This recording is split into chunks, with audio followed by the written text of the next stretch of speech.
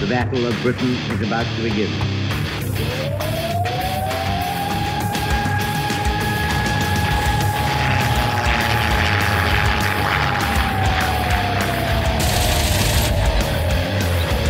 We got tanks up there.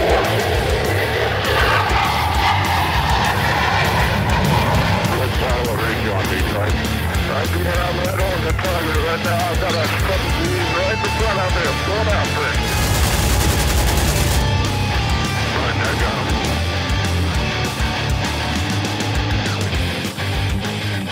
him. Welcome back to the Lead Pursuit Podcast. We managed to survive Gathering of Eagles. I realize that's a shocker to all of you out there in internet land. But you know what? My buddy Brett, he's back on the podcast tonight. Brett, how you doing? I'm good. Y'all got any more of that tenderloin? Let's not talk about that yet. I might vomit. But you know, we also decided to bring Steve on the podcast tonight since he had to suffer through the weekend with us. Yeah, it was. It's good to be back and a great weekend at GoE. That's for sure. Nice. Well, since we mentioned tenderloins, the self-proclaimed tenderloin, or as he misspelled it once, the tenderloin guy, Chris, how you doing? Did your gut survive? It did, but it's been like I said, I lost a belt loop. We're working on that. It's going to be a tough road to hoe. Anytime I go down to Indiana, I was warning you guys, man, that is like food freaking heaven. Those people, they know how to do two things: game and eat. That's fine. It's easy. 1 tubby, 2 tubby. We'll get you back in shape. Didn't Brian say he had a book that was like 100 things to do in Indiana? I think 84 of them were eating. Exactly. Yeah. 84% of them were food. Doesn't surprise me. Well, let's not talk about food and how fat we now are. Let's hop right into the flight line and talk about what everyone's working on. Brett, Steve, you guys were working on a campaign system, and then I think you probably could summarize it with Doug's an asshole. Where are we now on that system, Brett? Well, Steve got a bunch of preprint draft copies so we could all look at it in hard copy format and, find more stuff that needs to be corrected. But I like how you ripped out like the middle third. Yeah, that might be not the best way to edit somebody's writing. I do think that a couple guys at the table laughed a little bit as I ripped a chunk of pages out. Steve, at least thanks for not crying when I did that in my way of editing your work. Yeah, if I cried every time somebody ripped up something I wrote, I'd be I don't think I ever would have made it out of 8th grade, so it was all right. Excellent. Yeah, we'll get there eventually. I think there's a lot of stylistic things we're going to have to bat back and forth. Obviously, the system is there. You guys demoed it. What did people say when they played through the system? I think it was well received. I mean, we talked about ripping stuff out kind of tongue in cheek. It's not that we intend to remove content. It's that there's lots of ways to reformat it and maybe preserve our intent of making it so it's not something you have to constantly flip through, but maybe condensing charts or something. We've still got to wrap our head around it, but making it where it's still super user-friendly. Anyway, we went through it with a few people, and I think everybody had a chance to mess with it, enjoyed some of the little fun things that get added to it. Some of the pre-game and in-game stuff, and then I walked a couple folks through some of the stuff that could happen post-game. So I think it was people were like, oh man, I want to use this. I think Dan was saying, Dan's one of our guys from California that joined us for GoE. He was saying he was anxious to maybe try that out with his gaming group back in California. So I thought that was a pretty good endorsement, even just looking at the draft. Absolutely. Well, before we say that everything is sunshine and roses with you and Steve, I think we had a little bit of a standardization issue. I think there was a little bit of drama about what size clear bases to use for ground targets, right? I mean, Steve, you showed up with some custom cut acrylic, right? Yeah, it was I just tried to estimate kind of what would fit well with the game. And man, talk about the ground targets that were painted up, though. They just awesome, those ships. And I think Brett said they were from flight deck decals on the carriers. I mean, those things just looked awesome. They're absolutely amazing, those flight deck decal ones. I still got to find time to get to the Japanese ones. The Japanese ones, by far, I mean, if you think the American and British carriers look good, the Japanese carrier flight deck decals are just freaking amazing, the level of detail that they went into those things. I started with 77 millimeter pill-shaped bases from Litco on all the ground targets, like rolling stock trucks and tanks and stuff. But when I saw the cuts that Steve brought, that's really I like those even better. It's sort of the ideal, I think, target size. Yeah, I think it really depends, kind of what we're throwing out there. And we went with the round bases first because, well, it's what we ordered off of Amazon at the time. And I think some of the industrial or airfield targets will look better on those pill-shaped ones because they're rounded, so you don't feel like you're putting this square, clunky piece of acrylic down there, but they're longer, so you can paint a runway on there, or you can lay out some more of the buildings and you don't feel like you're just putting a smokestack in a warehouse out there. And especially, obviously, for the trucks and tanks. And, Steve, thanks for bringing us some swag to hand out in the swag bag with the convoys that people got. In case people didn't notice, if you were a Axis player, you got an Allied convoy. If you're an Allied guy, you got an Axis convoy. But I think we got some cool targets that we can set up and kind of standardize out a little bit with that. There's been a lot of discussion on Ready Room about what's the right ground target size, what scale to use. And really, you can't go wrong with just about anything you do. And I really want to like the Victory at Sea stuff. And I saw a bunch of it there at GoE. And I think that would be a good size target for just about any airstrike mission that has a surface target. Except the tsunami base. Why is it sitting on a wave larger than the ship? That's all right. So it's a little stylized. Measure to the base. It's all right. Yeah. The 1/4 inch high base was a little bit distracting on those. Yeah, I mean, I understand why they did it. There's limitations, obviously, with when you 3D print something, put it in the resin, and they're doing spin cast resin. I get it. It's just so funny to me when I look at that and go, wow, the base is actually taller than some of the ships. I talked to AJ. When it comes to ground targets and how you're going to model those or represent those on a table, I think there's a huge opportunity because, if you just listen to the buzz on Ready Room, people asking the question and just all the things you potentially could do in terms of modeling or whatever, if you just don't want to go through all that much hassle and it could go so many different directions. So not everybody is going to want to find, bases and models and paint those models up and stick them on bases. Not everybody's going to go through all that. Something like a chit of some kind could work great. We talked to AJ at Gathering of Eagles with the all the stuff he does with the neoprene, the custom cut neoprene with artwork on it. I mean, gosh, I think that's a great way. That may be the most almost ideal method because you imagine it's going to be easy to transport. It's lightweight. It's no muss, no fuss. There's nothing really for you to do, and you could get it whatever size. I mean, I don't know. I think it's a lot of potential there. Dude, those custom cut clouds. I mean, you had talked about them before, Doug, mentioned them, and this was the first time I had seen them. The immediate thing I did was say, I need those, because it is so nice to have your counters moving across the table or have a ruler flop over, and the cloud doesn't go shoot like 2 inches. So because you bumped it, because it's cardboard sitting on top of neoprene. But having that neoprene sitting on neoprene, dude, that was just awesome. It is the perfect solution for that problem. Yeah, I think those worked out pretty well. I mean, we can still tweak the colors a little bit. We had to decide to do something a little different and stylized than what shows up in the box set. But the funny thing for how many times we talked about that and kind of batted the ideas back and forth, we wanted to have the perfect answer and have these die cut clouds that were cut the exact same as the ones in Blood Red's guys in the starter set. But as COVID always screws up everything, it actually shut down the place that makes the neoprene cutting dies. So they're in California. We couldn't get any new dies made. I really have to say a huge thank you to Christy, AJ's wife, for hand cutting out all of the swag bag neoprene that we had and then all the clouds that we played with. So while everybody else was having a good time, she was sitting over there with a nice pair of shears and making sure everyone's clouds looked pretty. Yeah, the tough part that I always think with the ground targets is balancing what looks cool with making it playable, right? So you have like the scale or of transportable. Cool. I mean, my problem is all those targets are so fiddly that it's easy for me to take planes off the stand, throw those in a case. But I mean, between factories and the airfields are kind of okay. Airfields and bridges. I think I'm going to end up finding myself with a larger 2-inch.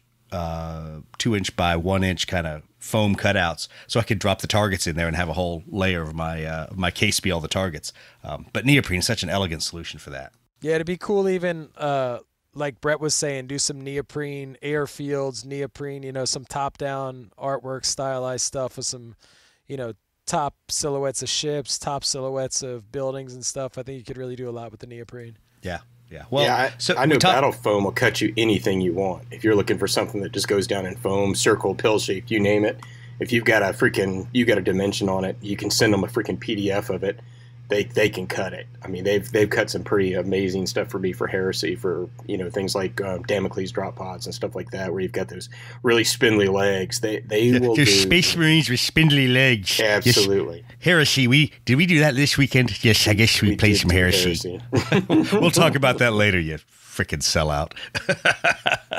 All right. Hey, Chris, I know there are a few more things you wanted to talk about on markers. I know you were talking about painting some wakes on the acrylic to make it look more realistic, putting some light flat markers out there. What else did you thought about?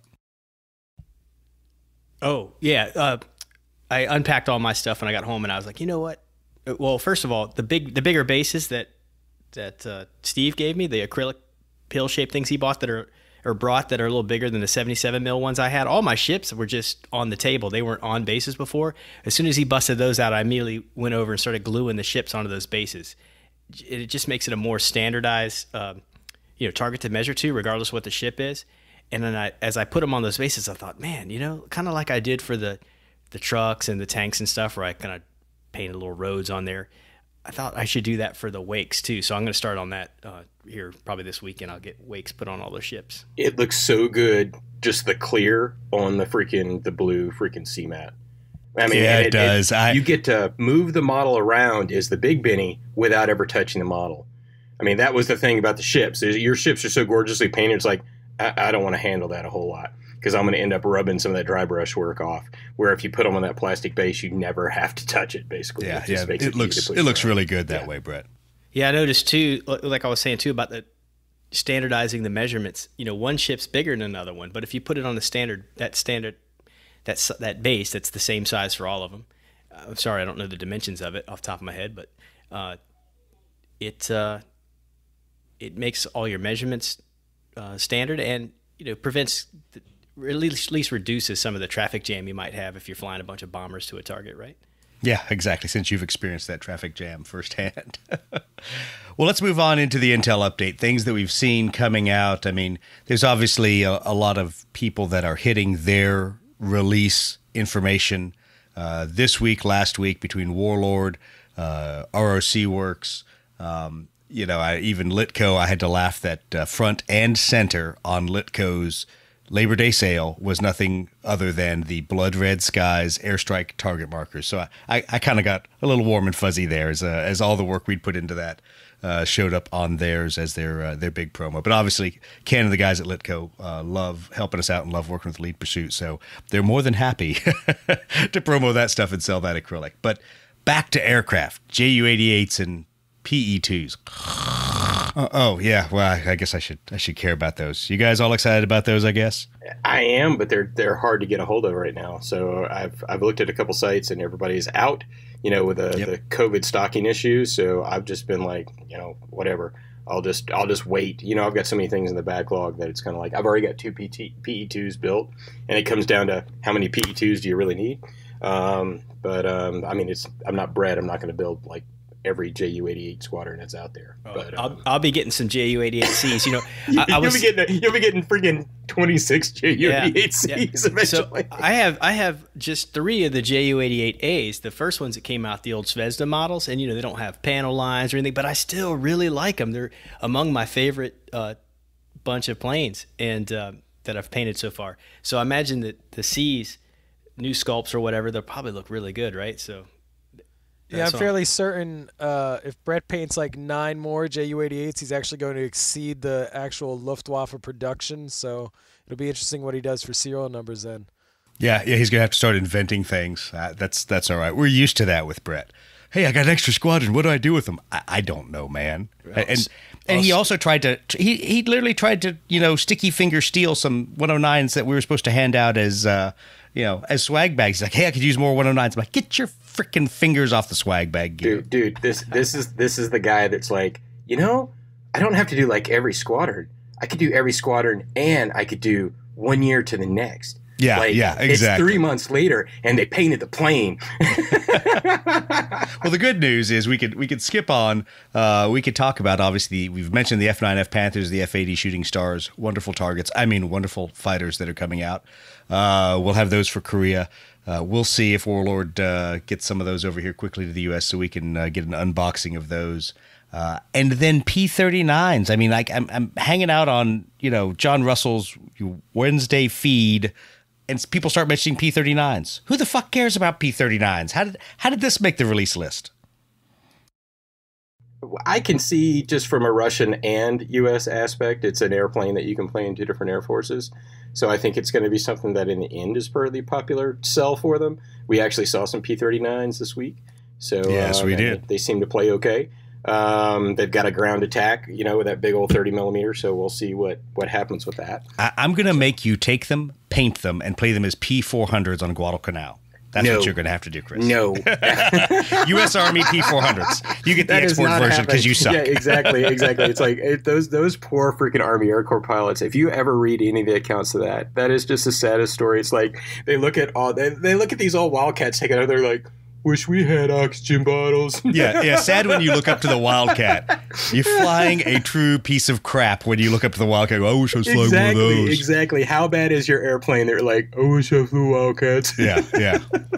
Steve was doing a Lord's work with those P-39s against some German bombers with, heavy hitter and head-on attack. It didn't suck. Yeah, I think what was it, heavy hitter and, whatever the head-on, is it head-on attack doctrine that lets you get the extra critical or something when you're going right, when you're going against a multi-engine bomber. Oh, man, they were killing it. When we used to play IL-2, believe it or not, the 39 with that 30 millimeter cannon, it was one of the most popular airplanes out there. If you were going up against anybody that was not flying a freaking fighter, if you were doing any fighter versus bomber, fighter versus ground target, it was just an airplane that everybody went to, because if you could fill your windscreen with what you were shooting at and squeeze that trigger one time, it was freaking gone. I mean, the way that they had that thing modeled, it's a 30 millimeter cannon. It's an amazing piece of gear. In fact, Wright-Patterson's got a freaking one of those 30 millimeter cannons torn apart and cut in half at the museum there. That's in the Korea. No, it's not the Korea. It's I can't remember which display it was. Maybe it was late Japan, because it was a snow field. I just can't remember exactly which one they did, but it was that whole freaking cannon cut in half, and you realize how big those shells are, and you're just like, that's an amazing piece of engineering. I was looking up the numbers because I'm like, he was at the museum. He couldn't get it wrong. He's seen this fucking thing. It's a 37 millimeter goddamn cannon. Jesus. Okay, I thought I was losing my mind there. No, you know me and numbers. So, it's not like I was optional. a math guy. That's why your boot size never fit when you work with me. No shit. Now I'm starting to understand. Hey, how many bags were on that pallet again? Were there 20 bags, 24 bags? I don't know. Where'd the extras go? If you count too close, they'll never get on the plane. If They're you probably really in let the Air Pakistan Force know somewhere. what's going on, they'll say no. I just had to cross-check you. So I was on Wikipedia, the source for all useful information. It is a 37. It is huge. It is, but it's have I lost my mind? No, you're Sources absolutely right. say it's a 37 I think I had 30 stuck in my head thinking A10, and I was thinking about it with the A10 and how big the shells were. There was the quote of the week, in case no one heard Brett sneaking it in. Sources say. That's what we've all heard these days when people quote Wikipedia. So if you say that to me when we're doing historical research, sources say, I'll assume you got it off the internet. Anyway. Moving on, Rockworks. What are those slack bastards doing these days? Oh, man.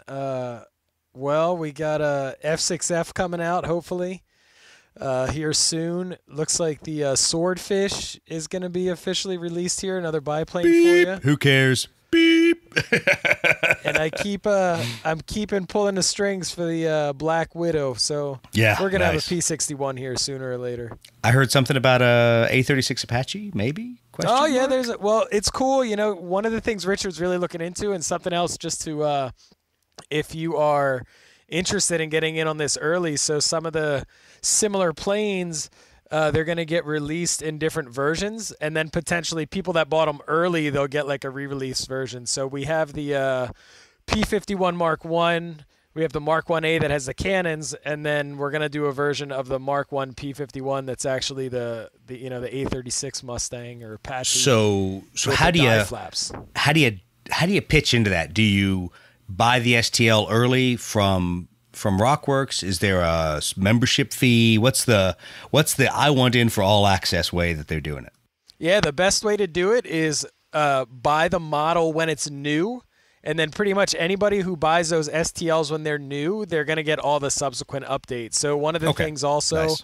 like with the Spitfire, they're going to do a version that's the same Spitfire version but with the clipped wings, or some of the biplanes or that have the open cockpit, they're going to do open cockpit version, closed cockpit version. And if you're buying one of the first STLs, you're going to kind of be able to get those updates. So another awesome thing that Richard's doing, because I believe he's just totally opposed to making any money at all. Yes, Richard, we're wondering if you're going to be out on the street here shortly from doing all of this. We'll take up a collection and send it your way. I'm always amazed what he's doing. I'm happy he's extending so many options to the community. And, to be honest, I think STL files are the wave of the future. It takes us a little bit of time to get people spun up on how to 3D print, but I think a lot of gamers are going to go that way. Yes, Brett.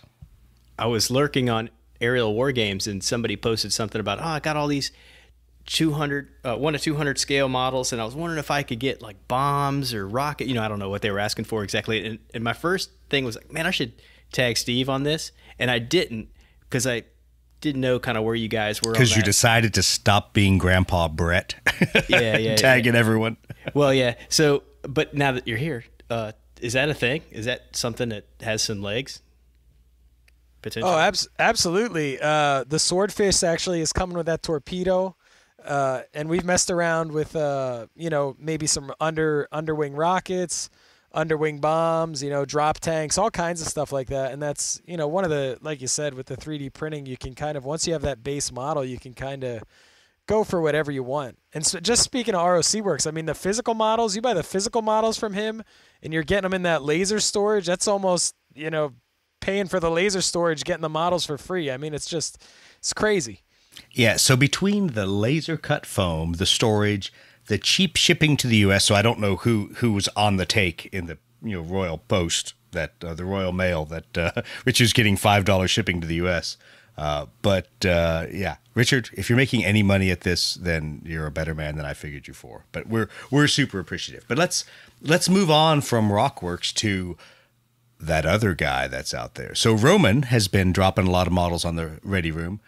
He's got a Patreon site, so in case you haven't gone to go check out Plane Printer on Patreon, he's out there, and he's got a membership that breaks it down. Have you guys looked at a couple of his models out there? I saw you at a P61. I wasn't going to roll that out there. Damn it. Yes, he does. No, I'm looking at them. I mean, I definitely think they definitely look pretty cool. I'm curious to hop on there and look through the whole library of them and curious to see how they print. But I think there's a lot of, there's just a lot of options out there, just depending what you're looking for. And really, it's just really great to be able to have all those options. To me, it's a lot like going out there. There's different World War II tank companies you're going to buy from. I mean, if you're just looking between Rubicon and a bunch of other different companies, there's all these different, figures, tanks. You can go to Warlord and, well, we know what we think of their infantry figures. But there's a variety of different things out there, and I'm happy that Roman's doing this. He's got a couple different membership levels out there on Patreon, all the way up to $10 a month for kind of an all access. So I think that's pretty cool that he gives you a way to say, hey, I'm just going to keep funding you each month and keep putting models out there. And I'll start printing them. So I'll have to see how his stuff works, how it looks, because I'm always happy for there to be a variety of price points and kind of detail levels out there, because people may not necessarily be into resin printing. They may be doing some regular 3D printing and not need super detailed fine panel lines and things like that. Steve, where did those Mark 9 Spitfires come from? Were those yours or somebody else's? I didn't see any Mark 9s this weekend, but I had some Mark 5s. Maybe it was Mark 5s. That's what it was. I was just looking at the big guns on them. Works. Okay. Yeah, those are ROC Works, and there's also that one available with the tropical filter under the chin also. So, those are Mark 5s, and man, I love those things. They looked really amazing. I was sitting there, just staring at them going, oh man, that is just so nice. Picked them up and it was like, oh, look, they're not made of pewter and they don't just fall over. So yeah, I'm definitely going to be investing in some of those at some point. Yeah, you know, I'd really get into this whole resin printing thing if I didn't have a friend named Steve who was already into the resin printing. Yeah, so Steve, we're going to be relying on you. That way I don't have to have the hazmat site in my house. I stumbled out of GOE with some Gladiators and some 109 F7 drops. And I put the Gladiators back after they burned my hand. So no Gladiators for this kid, but I'm glad you've got a couple of those to paint up. Well, you know, the issue is there, Brett, that's not like a gift. You're supposed to paint those up so Richard has some nice photos for his website there. All right, I'll get on it. It's going to be Malta. Well, let's also talk about what's not coming out. So if you've been following the Ready Room, you saw the, I don't know what to call it, marketing shaming that just went on. Well, I won't be getting any Christmas cards from Paul Sawyer. But what's not coming out anytime soon is a card deck. What do we think about that? What about these theater doctrine equipment cards? I think it's crazy. I mean, I don't know why they would not release a card deck for this game. I just can't figure it out. Yeah, it makes zero sense to me. Chris? That was one of the big questions asked of Andy. I mean, when we had him in there in the forum. I know Andy's not a guy he's a developer. He's not the guy making those marketing decisions. But yeah. So, yeah, it's definitely something that needs to be sorted out. It was a brilliant move. You look at games like Dust, and it revitalized a whole game system just by putting card decks out. And they, I think, did it every 2 years, right? I think they did like even years. They did like 2014, 2016. Yep. Then at 2018, they put the app out, and so they kind of transitioned away from it. I think transitioning away from it was a mistake. I get it for cost reasons, but I think for Dust, they're realizing that people still do like the hard cards for some things just because well, in Dust, it becomes really important because you've actually got dots on Dust that you're keeping track of health points and stuff like that. So it's really easy to put those in a plastic, cover and just tick them off with a freaking dry erase marker, and you're never forgetting anything. And you've got them all laid out on the table. That's one of the big draws to them with Dust. Not as important with Blood Red Skies, but at the same time, just having the damn cards is pretty damn important, especially when you've got a deck that you're shuffling through and you're playing cards. And if you ain't got the cards, it kind of sucks. Yeah, so Paul Sawyer, we're not telling you how to run your company, except we are. We're telling you you're missing an opportunity here. It prevents people from buying his airplanes because they don't have cards sometimes. You know what I'm saying? Yeah, well, and literally there are people, I'll be 100% honest here, who, when you say you can't get a summary deck, they're like, well, but is everything coming out in the next starter set? And you say, no, actually the starter set's going to have a subset of them. So you still won't have all of them. And some of them are out of print, and you're screwed. And people look, and you know what they say? They're like, oh, that's like that fucked up game X-Wing. And you have to just sit there and go, wow, that hurts. That really kind of cuts me to the core. But yes, right on the yes, chin. It is. It's just like X-Wing. We've fucked you the same way. So, Paul, please, let's put out some cards. Make it easy on all of us. And that's all I'll say about that, because I'm already on their shit list. And we don't want the podcast to be totally banned. No, I will tell you, this was the first time I've actually ever played Open Deck 2. And I feel like they could really do some cool stuff with development of the game if they just release cards. Because when you start playing Open Deck and you're rolling through different aircraft traits, I think it really opens you up to start releasing more doctrine cards, more theater cards, and they could really, really do something with the development as well. Yeah, and if you look even at the battery of crap that we've sent to Andy as we've gone through the Vietnam playtesting, sure, there's only really 2 or 3 aircraft cards, but there's a ton of doctrine and theater cards in there that aren't just Vietnam. They're Arab-Israeli wars, they're India-Pakistan, they're applicable to a whole bunch of different theaters. But they're things that were like, this adds flavor to the game, because I think that's what we all enjoy. And we'll talk about it a little bit when we talk about Gathering of Eagles. But I think there's a lot of cool things that can be done with those cards. But if you're stuck printing them out and cutting them up and sticking them in sleeves and still not having all of them, missing a couple key ones, it really detracts from the overall enjoyment of the game, I think. But then again, nobody really cares what I think. So that's why we're where we are. All right, let's move on. So talking about the hangar, I'm going to skip the fact that I bought some P-47s. They're staring across the table at me, shaming me, sitting underneath my box of acrylic from Litco. So we'll see if they see the light of day or if they just get shipped to Trevor, because I've got no shame. I don't care. I'll send him and pay him some money, and he'll paint them beautifully. So screw all you people. We talked about the Rock Gladiators, and true to form, John the Pusher was passing out miniatures. What did you get from John there, Brett? Oh, I got the Adolf Galland figure. Yeah, I got a Sailor Milan. So there's definitely some personality figures that are going to have to be painted Saburo up. Sakai. Yeah, we don't care about your Saburo Sakai, whatever, Zero piloted peoples.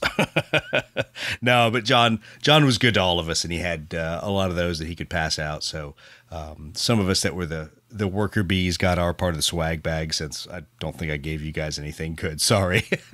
I gave you some of Steve's, vehicles. So, feel loved.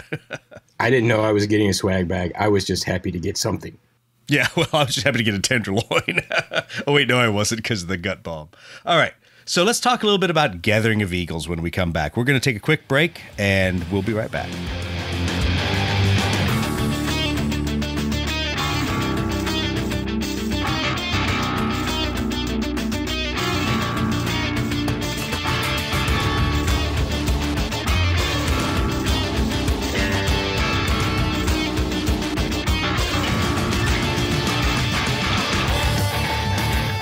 And we're back. So let's talk about Gathering of Eagles, or let's start with the background. How did we come up with the Gathering of Eagles? Well, I'm going to share the sordid story because it's kind of funny. We didn't come up with the Gathering of Eagles. I can squarely lay the blame at the feet of John Russell and Rick Tabb. Yes, both those guys were talking about it, saying we should do some kind of event. And Rick, thank you for approaching us and saying, I think Lead Pursuit would be a great partner in this whole event, because guess what? We took the ball and ran, and I feel like I fell flat on my face, but we had an event. So Gathering of Eagles 2020 went down. Everything was good. Didn't have a huge crowd. Had, about 15 people by the time we count all of our 30K and dust strap hangers right there, Chris? Yeah, probably almost 20. We actually had some people wander through the last day that were like looking around. Exactly. We had people wandering around. This is interesting. I know we had people wandering around, nosing in there. A guy who had done train stuff and actually was from Oklahoma City, like John was. And so we had some walk through. We had some of your Magic players, AJ and his Magic guys. They weren't my Magic there. players. You brought them just to freaking spite me. I did. And I have to admit, so for everybody who's on the podcast knows that I make fun of Chris about Magic, and he doesn't play Magic. I'll clarify that. But when AJ and his buddies rolled out there and said, hey, you know what, we need to break open these decks of Magic and start playing, I just started laughing. I'm like, guys, when Chris walks by, you have to drag him in. You have to either throw some snide remark his way or shame him into playing Magic. And I guess they didn't shame you into playing Magic. They didn't at all. AJ was totally cool about it. I think he knew the inside joke. Damn it. Oh, well, that's all right. But we went out there. We set up a tournament. So most everybody played in the tournament, except I guess thankfully I didn't. I just TO'd it because it was my first opportunity to TO something. So I had a lot to learn and a lot to figure out. But Brett, Steve, you guys both played in the tournament. What did you guys think, big picture? I liked it. I think big takeaway from me, I liked how when you came to the table, you were playing open deck, and your theater cards were determined. You had to make some choices when you got to the table, as there were set theater cards on the table to choose from. Yeah, theater cards on the table was really awesome, and each table being not just a different thematic map, but a different size map was awesome. So there was the one table that was the 3x3, there was one that was a 4x6, and it was just really cool because I felt like it really was measuring not just the list you made, but your ability to kind of adapt and play those theater cards. It was just really nice. Yeah, I'd like to say that I thought of having the varying table sizes, but that really came up as I was rolling out the mats, and as I realized I didn't have a desert mat, so I went over and bought one from AJ and Unipolar, and it was a 3x3, and I'm like, well, we're just going to have variable game sizes tables, and we're going to run with it. This is the knife fight, Matt. Yeah, exactly. And I think some of that makes sense when you start looking at all the different cards, and you look at, obviously Steve didn't have an opportunity to cheat because there is no high cover in scenario 0. But Brett, true to form, wanted to take the ball and run with it on the cheater line, and decided to not deploy all of his clouds he was given. So people always had to react to what was going on with each of the tables, and I thought that was pretty cool. I'm a little jealous I didn't get to play, but I'm also glad I had full time to devote to watching how the tournament developed, how scoring developed, to kind of refine it a little bit for next time. So that we can make some tweaks. I mean, it's not going to be. I don't think our next event's going to be dramatically different, but I think it will have some small tweaks in there. I really like the time frame for each game too. I think it put a little pressure to speed up play, but it wasn't cumbersome or oppressive. Yeah, I think an hour is about the right time frame. I think 45 minutes would be pushing people, and that's not bad, but I think an hour is the right time.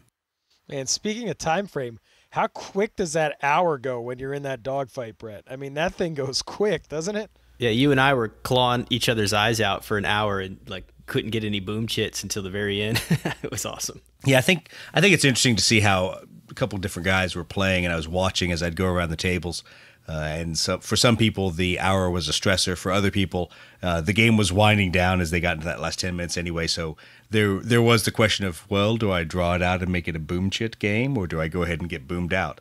So it was kind of interesting to watch that. But I think we learned a lot. I think there's a lot of feedback that we're going to throw to Trevor and his game store down there in Florida and let them run with it. I know we are absolutely looking at other scenarios and doing more in a tournament than just all dogfight scenarios, but I think we also have to concentrate on what's easiest for people to set up, which is all dogfight scenarios. I think playing just those games, it was the first time I played that list, first time I've ever played a tournament, but I think I can't wait to do it again because I feel like, I learned so many things about how it plays and how I want it to play that I'll be better at it even next time. How'd you like cycling through so many different airframes, Brett? Because this is the first time you probably got to do that. Like really quickly cycling through a bunch of, I mean, everybody was probably one of the first times I got to do that, cycling through an opposing airframe and not knowing what you got till you got to the table. Oh, yeah. You mean coming against an opponent that I'd never played against before? Exactly. Yeah. My very first game was against a bunch of Russian planes that I had no idea what their traits and stuff were and how they flew. It was a big swarm, and it was I learned a lot. I think it reinforced how I need to play my fight. Not so much that, not like I have to ignore what the other opponent brings to the table, but in that particular mission, that first game, I forgot the importance of those clouds and just, I wasn't thinking about it. I was just, happy to be on the table and getting my stuff laid out, and I just threw clouds out. And in my fight, I need to deny that kind of play from my opponent. And I think it's kind of a denial list that I have. And so having clouds prevents that denial. And I got my lunch money taken from me. Yeah, so let's talk about it, because you're not the only one that got their lunch money taken. We've had this discussion about swarm lists, and one of two answers has come up. People have said, well, your players grow out of swarm lists, or the other answer is you can beat it with trick X. Well, guess what? A swarm list took this one by storm. And I'm not trying to take anything away from Scott, because Scott's a great player. He has kicked my ass continually when we play back in Alabama. But it was interesting to me that it was, in fact, Scott's swarm list that came through, and came through via boom chits, because Steve, he beat you out, not in number of wins, but by generating three extra boom chits over the entire course of the tournament. Yeah. But I was literally one die away from beating him in that game. I mean, come on. That was funny. And I wanted to give you guys so much time, but you know why I was glad to call time on that one? Because it gave us a draw. And for nothing else than in the first tournament run through, I rolled in and I'm like, shit, I have a draw. Nobody boomed out. They have the same number of boom chits. I got to add some wording to everything we've put in there, because these dudes fought it down to the wire and nobody won. And don't forget, one of those boom chits he had on me was the infamous ace flying off the board and missing on 16 dice to come back on. So that's just you. So you're going to fly in high cover when you can, and when you have to bring your ace back on the board, you're going to fail that roll. You're going to be like, watch me play superior pilots. Oh, wait, that didn't work. No, 16 dice later. All seriousness, though, it was really fun to play against different people, like Chris was saying, with everything going on. pretty much I've played against you a couple of times in tabletop sim, played against Brett a bunch in tabletop sim, and that's it. So just to see the way that different people approach the game was really neat. And I think the one thing I really learned from this weekend is just the importance of keeping your plane advantaged. Do not burn advantage unless it's like an absolute necessity or you're going to set up that tailing shot, because just keeping that advantage level, it prevents you from getting those cheap deflection shots against you. It keeps you going first. And having a little bit of patience in this game goes a long, long way. Yeah, I think there's a lot to be said for only burn advantage to deny or to take a shot. And be really careful if you're burning it to take a shot, because there's probably some other dude that as soon as you burn it is waiting to take a deflection shot on you and punish you for that. So really got to be really careful about that. I apologize for everyone who watched the live stream. I am not a live stream personality. Walking around, I at least tried to give everybody a view of some of the tables. Yes, I know for a while there I left the camera focused on the table because I got tired of carrying the stupid cell phone around. But we'll figure that all out, and we'll figure out what different things we need to put in the stream. And I know some people showed up on Sunday expecting us to live stream the Vietnam discussion, but probably a good thing we didn't, because we ranged far and wide in the Vietnam discussion. So if you feel like you got cheated, please drop us a line. Tell us what you didn't like about the live stream. And likewise, if you did enjoy the live stream and watching people beat the crap out of each other on the table, then we're glad you did. We'll figure all that technology out, and we'll determine what the best platform is for live streaming. All right, so I have to really give an awesome shout out to Unipolar. I know we've talked about AJ already, specifically for all kinds of cool things that he's done, but the T-shirts, I am so happy with the Gathering of Eagles T-shirts. Dude, that is one of the sweetest con shirts I own. Yeah, I mean, I have to laugh because I'm probably going to order a couple other ones. And there's people that have con shirts on their way to them, that are winging their way through the post office, because those were pretty cool shirts. And the dice trays. I mean, I like the fact that I have a GoE Blood Red Skies themed dice tray. I picked one up too as soon as I saw yours. In fact, I tried to snatch yours off the table and you wouldn't let me. Yeah, exactly. I kept having to steal my frickin' dice tray back. I would walk back to the table of justice, the tournament operators table with the dice of justice, my 4 6-sided dice, to determine the fate of any poor players that brought me their woes and their rules questions and quandaries. And my frickin' dice tray was gone. I go over to the heresy table and there's a BRS dice tray over there. I'm like, what the F, Chris? Yeah, and I'm rolling my freaking charge and you're freaking Yeah, exactly. I'm like, get your damn freaking Death Guard dice out of my Blood Red Skies dice tray. So I'm glad you went out and picked one up. So for anyone who wants one, they're still available. Don't feel like it's a GOE exclusive. The T-shirts are also not a GOE exclusive. You just won't get them with a set of wings on them because you didn't attend the Gathering of Eagles 2020. So you can buy a T-shirt. You'll get it with a nice big chest logo, all the Blood Red Skies stuff. And when you show up to Gathering of Eagles 2021, Unipolar will be there, and you can get an iron-on put on your shoulder to show GOE 2021 and be there with all the cool kids. But seriously, AJ, thanks a lot. Thanks to your wife for supporting us so much. She was awesome. She took care of us. Somebody actually bought a couple of her books, so she got to be in the spotlight as well. So I'm glad that the vendor piece worked out for her as well. And we really appreciate you guys supporting the whole GOE evolution. Now, that brings up the question, what's next for GOE? Do I have to run one of these damn things again? What's the vote amongst the three of you? Dude, I thought it was a great event. I've been to a lot of events over the years, and it was like take a top-level, well-done con and strip away a lot of the distraction and just focus on gaming and have a good time and a large group of friends. And it was so cool that every night the same group that was playing was out there drinking beer, sitting around the fire and talking about freaking airplanes and everything else. I mean, so it never that's stopped. Part of the problem. As I've been to a lot of shitty cons, and so I know what shitty events are like. And I'll be honest, the social hour is 75% of why I go. I love playing the games. I love talking to people about the games. But the capstone for all of that is after you've had your ass absolutely beaten by some of these guys, to sit there and to BS over beers or whatever your beverage of choice is, and to just sit around the fire pit and talk about absolute nonsense, that really makes the con for me. Yeah, and they did such a great job. They did such a great job there at that hotel with, I mean, the fire pit and that little they took freaking care of area us. right there next to it. They were awesome. I feel like fall is the perfect time to host an event like this. You know, if we could do the GOE every fall, that'd be my vote. Steve, what are your thoughts? No, I did think that on the original schedule there was something though for like Doug Glover beach volleyball lessons. You know, and that was if I got all oiled up, but my logistics officer didn't bring. I any did oil, bring his so. Top Gun soundtrack that he left in my car. Damn it! Yeah, I thought the winner was gonna get a signed copy of Kenny Loggins' Danger Zone, and it just didn't happen. So I don't know. Maybe that was in Scott's swag bag, and I missed it. Keep the Top Gun jokes coming there, Pilot Boy. We'll see how this all works out.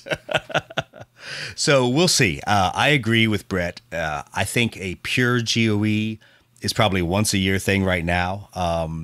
But what I will say is we're always open to doing what I'll say GOE light, events where we bring the GOE team, bring one or two of us from the Lead Pursuit podcast, whether it be Coastal Con, Adepticon, we do a tournament or we just do some cool narrative play, bring some models, bring some maps. We're open to that. And the other, kind of really 51% of it is we're open to supporting other people's gaming events too. So if you say, hey, we'd love to do a Gathering of Eagles at our Bolt Action tournament or in concert with our Bolt Action tournament, or if you say, hey, I'd like to stand up and do my own GOE, drop us a line. We'll see what we can do. Do I necessarily want to replace my wonderfully empty COVID schedule with a travel around the country and do GOEs? Probably not. But I think if things are kind of starting to loosen up and people are starting to do events again, we'll look at where we can support. And to be honest, we want to hit a couple different locations. We want to bring a little bit of Blood Red Skies love out to the West Coast. Probably hit Chicagoland, that area with Adepticon, and then definitely do stuff in the Southeast since a number of us live down here. As for you guys in Pennsylvania, you're screwed. We're not coming up there. It's too freaking cold. And you're right next to New Jersey. Why do I want to go to New Jersey? Yeah, I'd rather go down to the Southeast anyway. Yeah. So. We'll buy you a ticket. Sorry, everyone, the GOE prices are going up because we have to fly Steve out of Pennsylvania. We're not coming to see him. Yeah, I mean, if you want to put one on in like Florida in January, that'd be fine. The other thing I think that we're really missing out here is we just got to get all the wives to be friends, right? So then they want to hang out, and we. Then that becomes dangerous because it's. Let me warn you about that. So here is the problem with that. I used to think that was a good idea. Then I did the fiscal analysis of it, and we will be in there with the pusher for 2.5 days, who will be absolutely devastating our bank accounts there, and then the wives will be out on their own. And they will be devastating our bank accounts. So this will not work out well for any of us. Dude, and don't think the pusher won't wile his skills on wives. I brought Christina to the event over at Michigan, and John Russell was immediately angling. So what you into? What do you do? What do you play? How do you what do you see yourself doing? She started talking Korea. He was like, oh, I got Korea. I got all this stuff right. John, you're a shameless pusher, you horrible, horrible human being. That's why we love you. If our wives all got together, they'd spend more money than the four of us at the vendor hall at Adepticon. I think. Yeah, well, so I have a frame of reference. It's coming down to Brett's house to hang out and do GOE and letting Michelle and Sean hang out. And my IKEA bill was not good. Let's go ahead and say that. Yeah, it can't be near an IKEA, right? Yeah, exactly. We have to make sure that whatever the wives love to do, we make sure that we at least mitigate that risk. So if it's anywhere with my wife who loves furniture, loves home renovation, nowhere near any of those high-end. Well, that settles it. Jacksonville, North Carolina. Yes, exactly. Well, there's nothing. There's nothing there. Then we'll all be divorced because we'll be tattoos and used cars. Well, I was about to say, we'll all be divorced because we'll end up spending the rest of the evening at the Driftwood. But if you don't know what the Driftwood is, then you don't need to. They changed its name. It's the Platinum Club now. Ooh, I was shocked when I drove in. Yeah, I have no idea. I drove by. Is it related to the Platinum in Yuma? Not that I know what the Platinum in Yuma is. I've never been to the Platinum in Yuma. I mean, all kidding aside, though, how fun was like the hangouts after the games, though? Like you were saying, it was just great, right? Yeah, I think that, and we tried to keep it as apolitical as possible, and things then always end up being political or telling sea stories or whatever. So I feel bad if Chris and Brett and I dominated, with us and Scott and telling some of our stupid veteran stories. But some of the things are so funny, you have to tell the story. I don't think keep it in. The good thing is if you're looking around the crowd and everybody's laughing, it's cool to just keep rolling with it. Yeah. That's the way I always look at it. I have to come up with a collection of better lies to keep up to you guys. So I think it. We have some amazing lies, and we're just going to keep telling those lies and make up better ones. It's hard not to do when you're a freaking jarhead. So, what's seriously crazy about it though? Like you say, keeping it apolitical, right? It's really crazy how, everybody comes together from all different parts of the country, different beliefs, political beliefs and whatnot, and you kind of all just hang out over like a stupid board game and all, just have a great time. So it's really cool that. Everybody in America isn't just constantly at each other's throats, right? Yeah, it absolutely is. And it's funny because Scott and I, the guy who won the tournament, he and I live fairly close to each other in Alabama. We hang out, we play games. We love throwing spears at each other politically. And it's just so funny because it's one of those things where I have to force myself to say, we're not doing that now. We're not in Scott's barn. We're hanging out with a lot of other people. We want to make sure it's everybody just hanging out, having a good time, no one feeling uncomfortable. And for me, that's one of the toughest parts as an event organizer is to ensure that everybody has fun, ensure that we have a great time, but that we also know where some of those boundaries are. And if people got a little feathers ruffled, that I came down pretty hard in my emails to start everything off, I just wanted to make sure that everyone had a good time. I wanted to make sure that we didn't roll in there and start drawing distinctions between any of us as gamers, because we just wanted to all be a bunch of gamers that love Blood Red Skies, love war games. Yes, some of us even love Heresy. So I was jealous not being able to absolutely crush Chris's Mechanicum. But I guess that's what we had Brian for. I thought we were abundantly inclusive. I mean, we allowed the Air Force guys in there. Yeah, exactly. We let the Air Force in. Scott's now going to throw some spears at me via Facebook Messenger, but that's all right. Well, so let's talk about a couple of things, really coming out of GoE that were the goods. I think we did a lot of collaboration. We spent a lot of time talking about what are things we can do to increase the distribution of the hobby. How can we bring new players in? A little bit of it was kind of the perfect storm. Me sitting there, kind of feeling like Mr. Big, just putting all the mafia, sub bosses together, whether they're guys that are rules writers, game designers, 3D modelers, whatever Brett does. I'm not sure about that. But putting all those people in a room together and letting you guys talk about things that could be done to make Blood Red Skies better. And that was really, really cool to me, to get the crazy ideas bounced off of everybody and people say, hey, we can do that, or hey, that's a terrible idea. I think we ought to try something different. So hopefully we'll see a lot of cool stuff, especially growing out of this GoE. I know Steve, Brett, we've got some stuff we have to hash through, but I think there's some pretty neat opportunities that we'll have out there. Dude, and how awesome is the Vietnam going to be, man? That was the first time I saw the Vietnam rules kind of in person. That is going to be really, really cool. And Andy kind of finalizes those, and we're shooting some missiles at each other. That is going to be sweet. I think it's going to be neat. We've gone back to Andy. We're trying to get a couple core concepts that we're going to pull out into a playable beta, so that people will be able to test it. We're not going to give you everything because there's still a lot that we're wrangling through on aircraft cards, individual doctrine cards, and things like that. But we want to get at least the missile rules and some missile-equipped aircraft out so people can try that and give us their feedback. Because at the end of the day, we want it to be fun. I know we kind of had that theme there, Steve, as we were talking about it.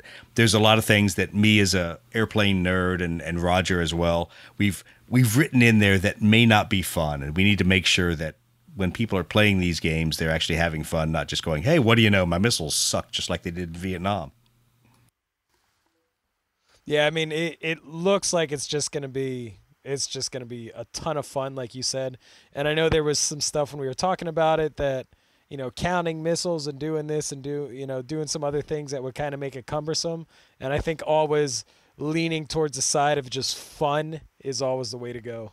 Yeah, absolutely. And that's kind of the marching orders that Andy always gives me. And so anytime we go back and Roger and I look at something, we tend to say, is it fun? Is it simple? Is it fast? And knowing that, as we've said a million times in this podcast, Blood Red Skies is a beer and pretzels game. It's not a hardcore simulation. It doesn't even model some things very well.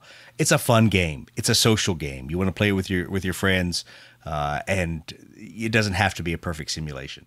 So I think we'll see how that works. But one of the things I did want to talk about that kind of grew out of that discussion is some customized premium starter sets. And we've batted a couple ideas around the team between Richard and everybody else at Rockworks has some amazing models. Keep an eye on what Lead Pursuit is doing, because we are planning on offering some premium starter sets out there. In other words, ways to get into the game, get your Airstrike rulebook, get some cool miniatures, and get it all as a single source package, so that you don't have to go, well, I got to order something from Rockworks, got to order from Warlord, I got to order this stuff over here, get some acrylic markers from this company, kind of make it a single source kind of thing. So you can roll in there, pick that up, or more importantly, you can recommend to your buddies, to all your friends. You can go, hey, you like biplanes, you like the Gladiator and CR-42? Well, there's a Malta starter set over there with just those biplanes. Yes, they burn Doug's hands when you pick them up. But we'll take a look at a couple of those things, and hopefully there'll be some cool starter sets coming out in the next couple months, especially because we know it probably won't be until Black Friday, until November, that we see a starter set for Malta or for Midway. So there's going to be a little bit of a gap here that we need to fill for the community. All right, so let's wrap this thing up, guys. We've been talking for almost an hour now, and while I love all of you guys equally, you're all such wonderful friends. I'm getting tired of talking to you all. Brett, any last-minute things to wrap up on? No, just excited to wrap up the campaign system and get it out to folks soon.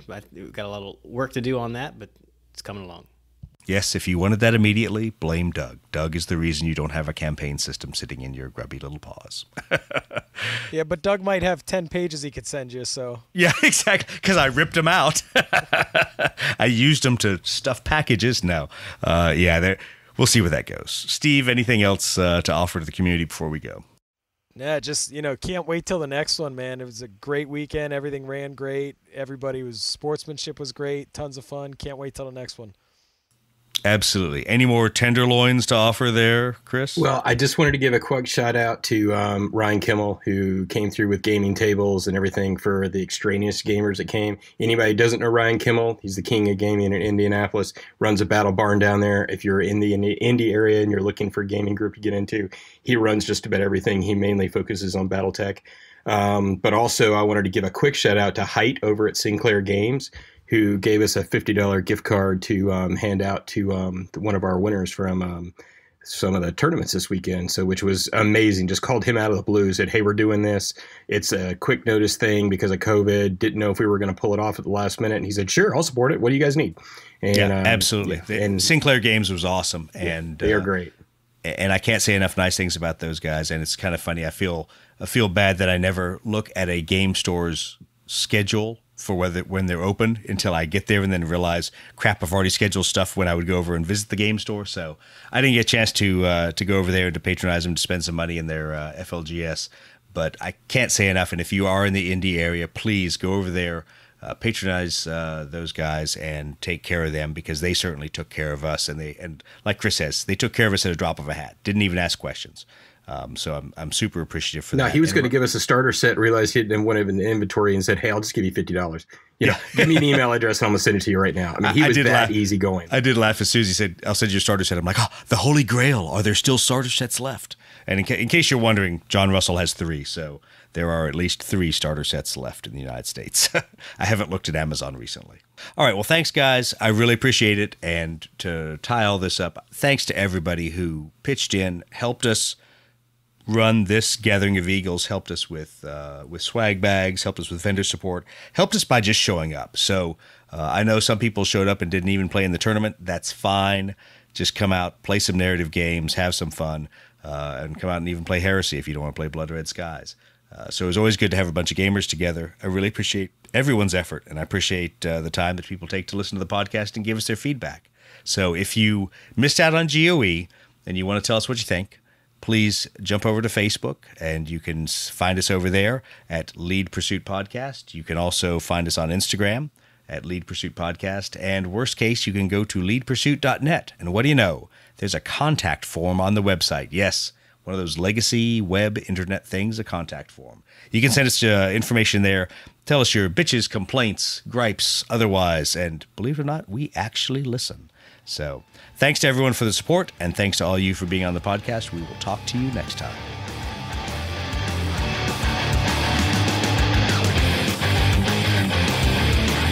No, things are good.